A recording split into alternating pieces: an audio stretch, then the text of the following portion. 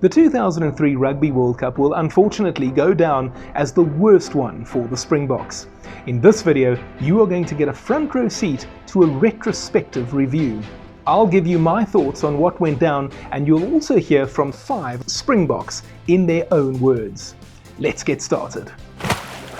The period 1999 to 2003 was not a great one for the Springboks. Even though the team performed admirably at the 1999 Rugby World Cup, the results really were not great. And by finishing third at that tournament in Wales, quite frankly, it only papered over the cracks. The superb team of 1997-98 that had won 17 tests in a row had been broken up, and the results were inconsistent, to say the least. In 2000, the Springboks earned a memorable win over New Zealand at Ellis Park, but it was our only win of the Tri-Nations that year, and coach Nick Mallett lost his job. Although it is worth pointing out that it wasn't because of the results that Mallett lost his job, instead it was him questioning the price of the tickets. SA Rugby didn't like that, and they replaced him with Harry Viljoen, a man who thought it would be a good idea to play an entire test match without kicking the ball. Until they did have to kick the ball. Viljoen didn't actually do that badly as Springbok coach. We beat Argentina, Wales and Ireland on the 2000 end-of-year tour, before falling to England, who were becoming a formidable opponent at that stage. Into 2001, we drew a home series against France, but the world champion Wallabies were unable to beat us that year. We beat them at Loftus and drew against them in Perth. We also should have beaten the All Blacks at Newlands in our opening Tri-Nations game, but Percy Montgomery had a bad night with the boot. This was before Percy Montgomery became a reliable goal-kicking machine that seemingly never missed a kick. And then on the road in 01, we lost quite convincingly to France as well as England, but we did beat the United States in quite a strange end-of-year test match. We have not been back to the States since. So a mixed bag of results. Harry Viljoen then resigned and Rudolf Straeuli came in to replace him. To be fair to Straeuli, he had actually done quite well with Bedford and the Sharks. He took the Sharks to 2 Currie Cup finals as well as a Super 12 final. And that's what helped him get the Bok job. It started well enough with some encouraging performances in the June test as well as the Tri-Nations, even though we weren't winning. But there was a memorable last-minute try from Van der Greef to help us beat the Wallabies at Ellis Park. That actually tied the scores, and Greef showed big balls by taking the conversion himself and ensuring the victory. But then the wheels came off on the end-of-year tour. We were embarrassingly beaten by France, 30-10. Then even more embarrassingly, we were beaten by Scotland 21-6, and then perhaps the ultimate humiliation, we were thrashed 53-3 by England at Twickenham. I'll let Corne Krige tell you about that one. Yeah, so I actually talk about it quite a lot. It takes a couple of years to recover from the biggest loss in Springbok history. Luckily, Eben Etzebeth now has that monkey on his back. It took me 16 years. And to be honest, I think 57-0, I think, is the biggest loss now, and that's to New Zealand. But ours was against England at Twickenham. You know, we as I said, we had a young team. We got fired up. Janus Labuschagne got a red card within 10 minutes, so we played 70 minutes with 14 men against guys who were 7 or 8 months away from being world champions. So we just got a hiding, you know. So in the game I made a lot of mistakes in terms of just like being over aggressive, because I was so disappointed in some of the younger guys in the group that sort of, you could just see their eyes were big and they didn't know what to do. And when you don't know what to do, just at least try your best, you know. So I was quite disappointed in that, and I thought, you know, I'm just going to try and do it all myself, which can't work on a rugby field. And yeah, as I said, I made some mistakes which I regretted for many years, but I've apologized, I think, enough times. Straeuli asked to be judged on the 2003 Rugby World Cup, which was just as well, because in 03 we started by struggling to beat Scotland twice, and then we needed Louis Kuhn to kick a last-minute penalty to overcome Argentina. Also big balls. The Tri-Nations did not go well. Yes, we started off nicely by beating Australia at Newlands, but then we were annihilated by the All Blacks in Pretoria. 16-52 the score. Cue the Jan van Riebeeck jokes. We also lost in Australia and New Zealand, and then it was time to head back to Australia for the World Cup. And I think it's fair to say, with fairly low expectations. But the boys did start quite nicely by hammering Uruguay 72-6. And to be honest, it was quite nice to see us thrash them the way we did, given how we had laboured to victory against them 4 years earlier. But then came the crunch game against England in Perth. Time for a personal anecdote. I watched the match with a very good friend of mine. Before the time, we went to Spar to buy biltong, snacks and some drinks. Not the kind you get at Tops, by the way. And actually, Tops didn't exist in 2003, okay? We were talking up the Springboks' chances. We talked ourselves into believing that it was going to be 1995 all over again. Our Boks were going to rise to the occasion and pull off the upset win against the English. Oh, but how naive we were. Let's be honest, guys, even though the match was close for quite a long time, South Africa were never going to beat England that day. The English were a superior side and simply too strong for us.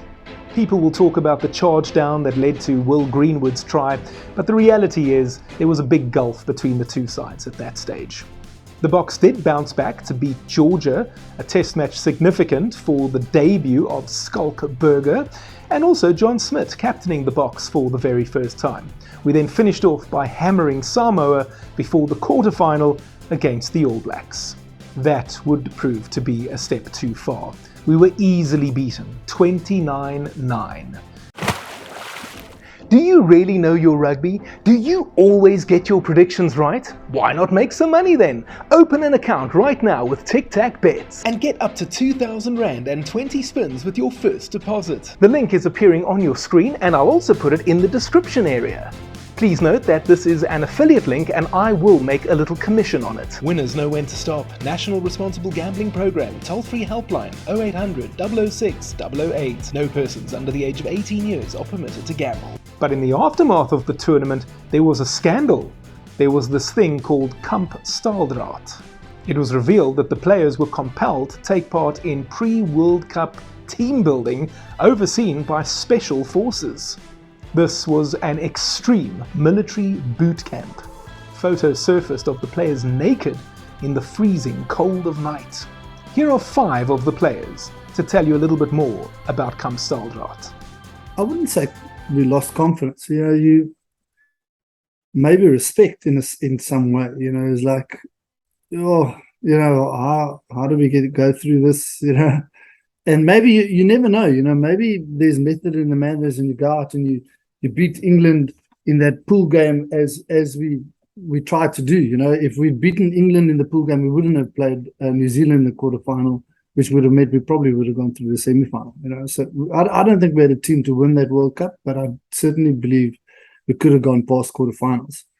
But we came up against the All Black team in that quarterfinal that just annihilated us. So we were competitive against England. Johnny Wilkinson at his best was we had them rattled for 70 minutes, and in the last 10 minutes they scored a try and a drop goal. So, to be honest, sometimes you don't know what's going to be good for you. So sometimes if you go through like tough stuff, you never think, maybe we can sneak through this and maybe it toughens us up quite a bit, and we pulled through one game, which was actually the England game. We always knew that if we beat England, we're not going to play New Zealand. So it was always, if we lose and we come second in our pool, we're going to play the All Blacks.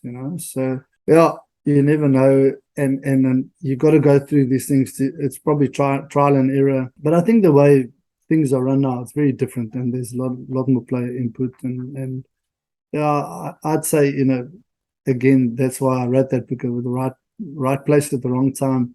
It's just, you always want to play for the Springboks. That's your dream as a kid. You want to be there.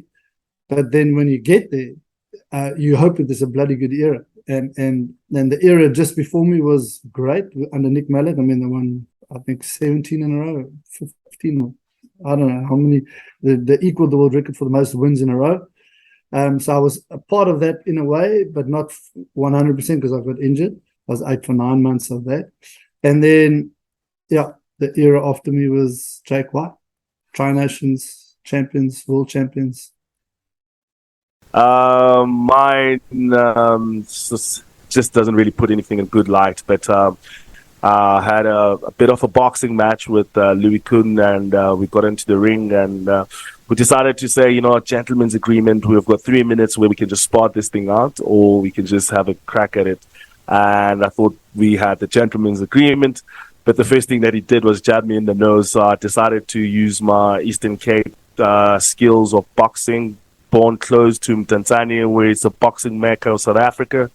Went with a hook around the chest and brought his head down, and then I could get my fist through him, and the uppercuts and everything, and I guess didn't last that long.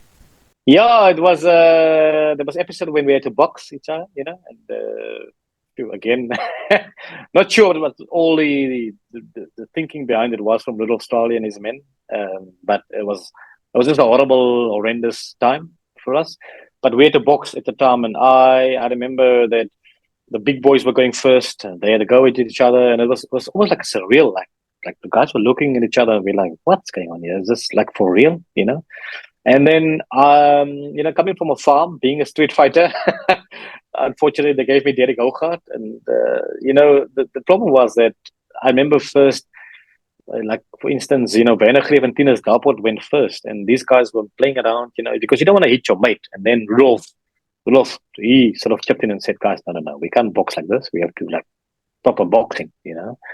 And then from there it was Fulham, and then me and Derek were going at each other, and then unfortunately, you know, I hit him at a spot where he collapsed, and then, you know, we got the medics in, and then thankfully after that they had to stop the boxing because it was just horrible. But I mean, that was a moment where I almost got a fright, you know, because I hit him sort of here in his you know, throat, and then he suddenly collapsed, and I tell you, I mean, I'm obviously not proud of it, but you had to defend yourself at the time, you know. But that was really a low moment. But thankfully, after that, they stopped all boxing. But there were many moments where just horrendous, you know. It's you know, we don't want to depress people more because we need a lot of positive vibes out there at the moment. But yeah, no, Kamp Staaldraad was just a horrible time. There's nothing positive about regret, you know. I do regret that I didn't stand up in Kamp Staaldraad. Well, I did stand up once when we were in a freezing cold water in the middle of winter in the Highveld, and I got the guys out of the water, and then a couple of gunshots went over our head, so we walked back into the water. So it wasn't it wasn't as if I didn't stand up, but I didn't stand up enough. You know, I should have said, "Look, guys, I'm taking my team and I'm leaving. This is not what has to happen, and if you want, you can try and pick another team, but there's no other 23 around that can be as good as us." So maybe I wanted, again, you know, as I said earlier, if you want something too much, you sacrifice certain morals and ethics that you actually stand for, and that's one of the things that I learned as a leader. You never do that. You stand up for what you believe in, and you walk away. If you have to walk away, and there's a massive financial loss or I don't know, maybe something like a World Cup that you can lose out on, then that's what you do. Yeah, it's one of those memories that you get nightmares on. Try not to think about it too many times. But no, it was it was felt by Rudolf and his coaching team that this was the way to really galvanize the team and get us prepared, you know, for the Rugby World Cup, you know, with all the challenges and pressures that come with a World Cup. They wanted to try and replicate a bit of that pressure and get us a little bit closer. So, you know, hindsight is always a perfect science, and ultimately you can only make decisions with the information that you have at that time. You know, looking back, it was clearly not the right thing to do. You know, scientifically, to approach you know, a massive tournament like that, you know, to put our bodies through stress like we did, you know, people will frown on that now. But you know, I think unfortunately also for me, I was in a Gloucester team at that side that had Phil Vickery, they had Trevor Woodman and Andy Gomersall.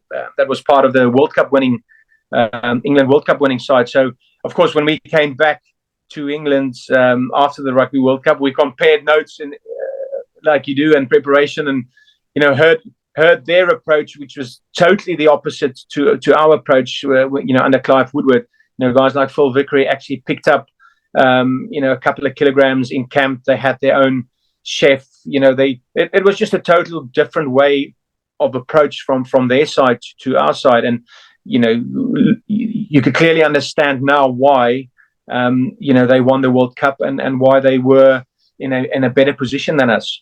Hey, if you're enjoying this video, why not consider becoming a patron? You can click on my Patreon link, I'll put it on the screen as well as in the description box, and there will be great benefits for members. Well, survival mode. You sort of just go into survival mode. But the idea behind Kamp Staaldraad, I think, come out of the Chris Kitchie